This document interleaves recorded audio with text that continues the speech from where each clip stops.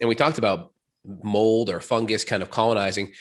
We have SIBO bacteria or Candida, which is a common fungus species. All of these produce their own toxins, right?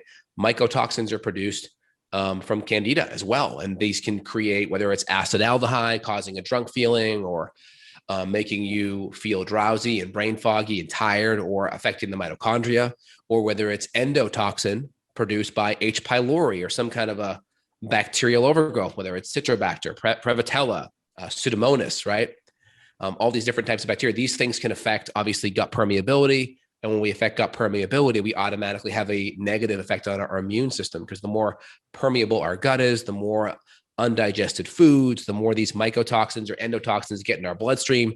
They can make their way up to our brains and cross between the astrocytes, which are the blood-brain barrier immune markers, immune cells.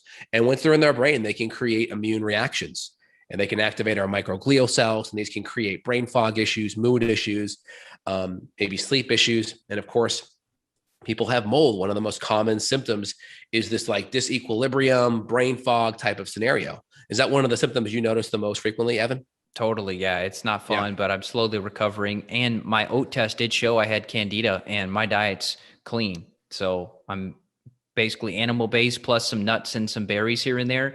And so people immediately think, oh, candida. Yeah, but I'm paleo or I'm AIP or whatever. There's no way I can have candida. And you made a great point that candida will actually produce mycotoxins, specifically one called gliotoxin. And we can test for that via urine.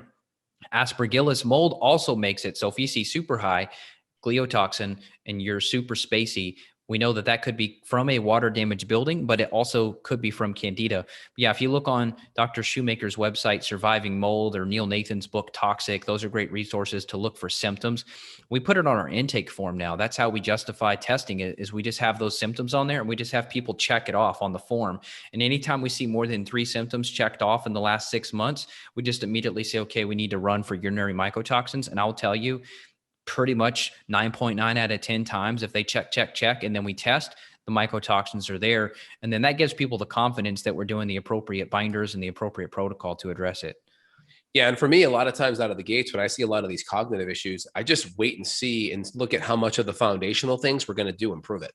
So a lot of times just getting the diet cleaned up, getting digestion cleaned up, making sure we're eliminating, making sure the environment's pretty decent, right? There's nothing overt in the environment. A lot of times, if we start to see movement on that, people are improving. I don't even jump into the mold stuff out of the gates. I'll only jump into it if there's a stronger history or things aren't moving in the right direction with some of these foundational things. Yeah, you and I are a little different in that, just because now people are like seeking me out because they already know they've been exposed. Like, oh, Yeah. Evan, I heard your story. It's like, oh, great. Now I got all these like moldy people coming out of the woodwork to come get me. Yep. So they already know, you know what I mean? Yep. So it's definitely complicated things. Yep, exactly. And if you're getting more people that are having these issues and already know it and already have done foundational things, then it makes sense to just kind of go into that next initial step for sure.